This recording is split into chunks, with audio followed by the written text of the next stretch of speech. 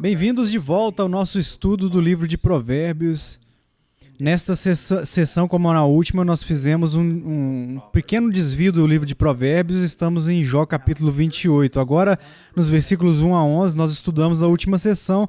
Nós falávamos sobre o que os homens fariam para ganhar o ouro e o tesouro aqui da terra, e a prata também, para encontrar joias, tudo isso. Eles passariam por coisas e lugares perigosos, escuros, a fim de obter riquezas terrenas. E a ideia de que nós vemos aqui em Jó 28 é que se os homens estão dispostos a fazer isso por um tesouro terrestre, quanto mais dispostos devemos estar em fazer isso pela sabedoria de Deus, por tesouros de Deus. Agora, jovem, por favor, me entenda, eu não estou apenas tentando ser eloquente aqui, eu não estou apenas tentando te dar algum pedaço de poesia. Isso é verdade. Isso não é fingimento. Eu sei que se alguém se aproximar e disser para você, eu vou te dar $1 milhão, mas você nunca mais vai poder estudar as Escrituras. Ou eu vou te dar as Escrituras. O que você escolheria? O tolo escolheria $1 milhão. Porque não há nada mais precioso neste planeta, nenhum tesouro maior do que as Escrituras que que Ele mesmo nos deu, a inspirada palavra de Deus. Por isso, leve isso a sério. Não estamos apenas conversando, mas estamos falando a respeito de como nós devemos viver. Estamos falando de acordo com a convicção da palavra de Deus. Ela é mais preciosa do que todos os tesouros do mundo. É como diz no texto que você sabe, que diz... fala sobre o pó desta mente, contém ouro. E eu te disse na última sessão, na última lição em seguida, que muitos dos grandes pregadores do mundo no passado costumavam dizer que o pó deste livro, da Bíblia, é ouro, e é verdade. Agora, vamos ler nosso texto bíblico, versículo 12, capítulo 28 de Jó. Mas onde se achará sabedoria e onde está o lugar do entendimento? O homem não conhece o valor dela, nem se acha ela na terra dos viventes. O abismo diz, ela não está em mim, e o mar diz, não está comigo. Não se dá por ela ouro fino, nem se pesa prata em câmbio dela. O seu valor não se pode avaliar pelo ouro de Ofir, nem pelo precioso ônix, nem pela sáfira. O ouro não se iguala a ela, nem o cristal. Ela não se trocará por jóia de ouro fino. Ela faz esquecer o coral e o cristal. A aquisição da sabedoria é melhor que das pérolas. Não se lhe igualará o topázio da Etiópia, nem se pode avaliar por ouro puro. De onde, pois, vem a sabedoria e onde está o lugar do entendimento? Está encoberta aos olhos de todo vivente e oculta as aves do céu. O abismo e a morte dizem... Ouvimos com os nossos ouvidos a sua fama. Deus lhe entende o caminho e Ele é quem sabe o seu lugar, porque Ele perscruta até as extremidades da terra, vê tudo o que é debaixo dos céus, quando regulou o peso do vento e fixou a medida das águas, quando determinou leis para a chuva e caminho para o relâmpago dos trovões. Então viu Ele a sabedoria, manifestou, estabeleceu-a e também a esquadrinhou. E disse ao homem, eis que o temor do Senhor é a sabedoria e o apartar-se do mal é o entendimento. Vamos ao Senhor em oração. Pai, aqui há tantas coisas boas, há tantas grandes verdades a respeito da sua sabedoria. E Pai, quem sou eu para trazê-los para fora para essa verdade? Eu oro a Ti, Senhor, para que o Senhor ajude eles a entender, a darem ouvidos durante este vídeo, para entender, compreender que a sua palavra é a verdade. Sua sabedoria é mais importante. A sabedoria do seu Filho é infinita, é um infinito valor. E nós precisamos delas desesperadamente. Então, Senhor, nós suplicamos em nome de Jesus. Amém. Versículo 12. Mas onde se achará sabedoria, onde está o lugar do entendimento? Não é com os homens, é com Deus. E para isso devemos buscar a Deus. Ele continua no versículo 13. O homem não conhece o valor dela, nem se acha ela na terra dos viventes. Isso é tão verdadeiro, é tão verdadeiro. Eu imagino que você saiba, no dia em que Jesus Cristo foi cravado na cruz, o momento mais importante da história. E não apenas isso, o momento mais importante do planeta todo, o maior momento na mente de Deus. E quantas pessoas passaram e simplesmente viram apenas uma vítima simples morrendo em uma cruz, crucificada, sem saber que o cosmos estava sendo mudado.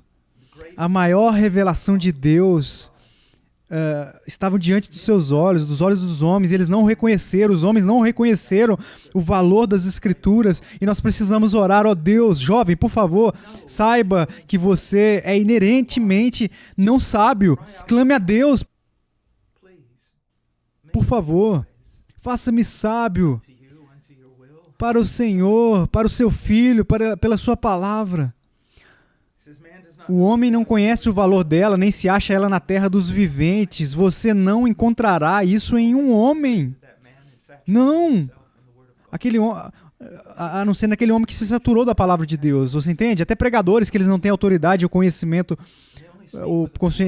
próprio, eles só falam com autoridade na medida em que interpretam corretamente a palavra de Deus. Lembre-se sempre de que você pode realmente ficar impressionado com as personalidades, mas algumas das maiores personalidades não estão pregando com precisão, e embora eu procure ser sincero ao ensinar, você pode perceber que eu posso estar em falta, mas a palavra de Deus é infalível.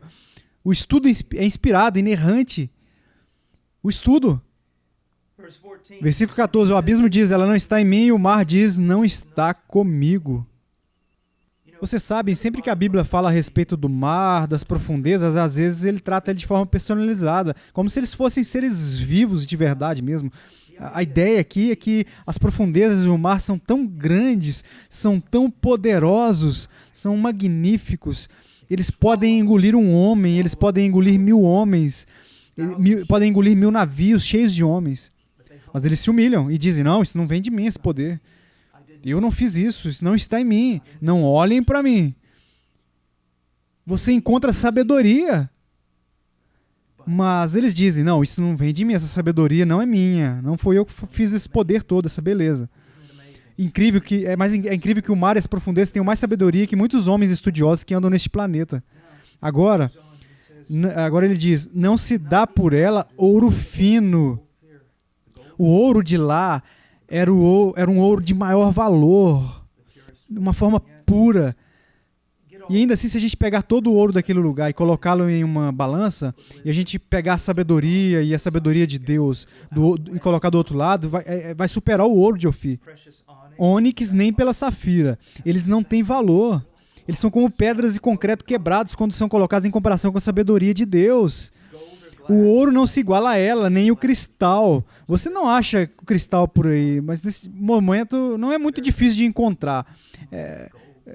Não tanto quanto o ouro, que é difícil. E ainda assim diz que nem o ouro pode igualar. Se pegarmos todo o ouro de Fort Knox e trazer todo o ouro que está no mundo, não pode igualar com a sabedoria de Deus, escrita nas Escrituras. Então ele continua, ela não se trocará por joia de ouro fino. Vocês sabem que existem pessoas que venderão a sua alma por ouro, mas é muita tolice. Mas se um homem tivesse todo o ouro do mundo, e ele trocasse ele pela sabedoria de Deus, ele seria considerado sábio, não apenas entre os remidos no céu, mas entre os anjos em si. É claro, Deus aprovaria o que ele havia feito. E ele diria, você fez uma boa aquisição, você ganhou algo para si mesmo, foi uma boa aquisição. E diz também, ela faz esquecer o coral e o cristal. Agora, você não pode pensar em coral como valorização de ser desse valor maior, mas ainda hoje o coral geralmente é encontrado nas profundezas, e para encontrá-lo, os homens têm que se arriscar muito, arriscando a própria vida, mergulhando fundo, no meio, prendendo a respiração, no meio de animais perigosos, com criaturas do mar que podem devorar todos eles, simplesmente para encontrar esse coral. Por isso, tem um grande valor. Ele diz que nem é para ser mencionado, mesmo assim. Nem sequer mencione, nem compare com a sabedoria de Deus, nem diga isso numa mesma frase. E então ele continua, a aquisição da sabedoria é melhor que a das pérolas. Pérolas são bastante requintadas. Até hoje você vê algumas vezes, algumas pessoas podem fazer algo com o ouro e pode até usar ele no pescoço, e parece bastante aberrante, né? Você sabe, porque não foi formado corretamente, ou uma marca apenas assim. Mas um colar de pérolas finas sempre vai ser considerado algo do mais alto gosto e elegância e eloquência. Mas aqui, isso não significa nada. Então ele traz outras coisas importantes. Ele diz, o topázio da Etiópia não pode igualá-lo, nem pode ser valorizado. E o ouro puro, há uma repetição de novo. Você verá na literatura de sabedoria muita repetição. Então não fique bravo com o seu professor, com seu pai, com a sua mãe, quando eles repetirem a mesma coisa. Talvez eles estejam repetindo porque você não está aprendendo. Você entende? Repete de novo. Então isso é importante. Deve dizer que vale repetir uma e outra vez. Você precisa de sabedoria. Nunca é demais dizer, hein? Para encontrar sabedoria nas Escrituras, nunca é demais. Você não pode exagerar nessa afirmação. Mas o mais importante é que Jesus Cristo morreu por pecadores e nele nós encontramos a salvação. Acredito que posso dizer que toda hora, a cada minuto do dia, todos os dias, eu não me cansaria de dizer isso. Agora, versículo 20. De onde, pois, vem a sabedoria e onde está o lugar do entendimento? Está encoberta aos olhos de todo vivente e oculta às aves do céu. O abismo e a morte dizem, ouvimos com os nossos ouvidos a sua fama. O que está tentando dizer aqui? Vá para a águia. Tenha olhos de águia. Encontre na terra. Desça até a parte mais profunda da terra. Vá para o próprio túmulo. Eles não têm sabedoria. Sabedoria é encontrada em um só lugar. É encontrada na pessoa de Deus. É encontrada em Cristo. E é aí que nós devemos procurar. Você diz, bem, eu não posso subir até o céu para encontrar. Não, mas o céu desceu na pessoa de Cristo. O céu desceu de muitas maneiras pelas Escrituras. E é aí que você vai encontrar. Agora, quando nós já procuramos em todos os lugares nós já procuramos a sabedoria. Agora nós chegamos no versículo 23. Deus entende o caminho e Ele é quem sabe o lugar. Ele sabe. Você quer sabedoria? Peça a Deus. Agora aqui Ele vai nos mostrar, Ele diz no versículo 24, porque Ele perscruta até as extremidades da terra, vê tudo o que há debaixo dos céus. Quando regulou o peso do vento e fixou a medida das águas. Quando determinou leis para a chuva e caminho para o relâmpago dos trovões. Aqui ele está falando da criação. Quando você olha para o mundo, a sua complexidade, simplesmente não há maneira. Quero dizer, você pode dizer que não acredita em Deus, mas não tem como você dizer que isso sem pensar aleatoriamente veio acontecer. Tantas complexidades esmagadoras. Ali há sabedoria em todos os lugares. Desde a menor molécula até o maior animal. O maior monte, o monte mais alto, a maior inclinação do eixo da Terra para a órbita dos planetas e das estrelas. Um pouco disso é pura genialidade. Então Deus, basicamente, Ele está dizendo que você quer ver quem tem sabedoria? Olhe para a criação. Porque quando o próprio Deus, depois de criar o mundo, o que Ele disse, isso é bom. É bom. Nessa criação foi revelada a sua sabedoria. Agora, se eu quiser saber como consertar um carro, eu irei a um mecânico especialista. Se eu quero saber como consertar minha vida, acho que eu iria para quem fez o mundo. Fez a órbita, planejou todos os aspectos da geografia, da ciência, astronomia. Todas as coisas que você vê, Ele fez. Ele sustenta com sabedoria. Então, quando Ele olhou para ele disse, agora há uma demonstração de sabedoria. Quando você olha para ela, você deve dizer, agora aqui há sabedoria. Quem fez isso? Porque é isso que eu quero aprender. É que Deus diz. Versículo 27. Então viu Ele a sabedoria e a manifestou, estabeleceu-a e também esquadrinhou. Ele avaliou o que Ele fez e Ele disse que sim, isso é muito, muito bom. Foi nele, a marca dele, da sua onisciência, todo o seu conhecimento, toda a sua sabedoria. E agora, quem fez tudo, quem sabe absolutamente todas as coisas, vai nos contar sobre a sabedoria. E aqui está, versículo 28. E disse ao homem, significa, preste atenção, preste muita atenção. Eu vou dizer algo extremamente importante. E tudo o que Deus diz é importante, mas quando ele diz e disse, é muito, muito importante.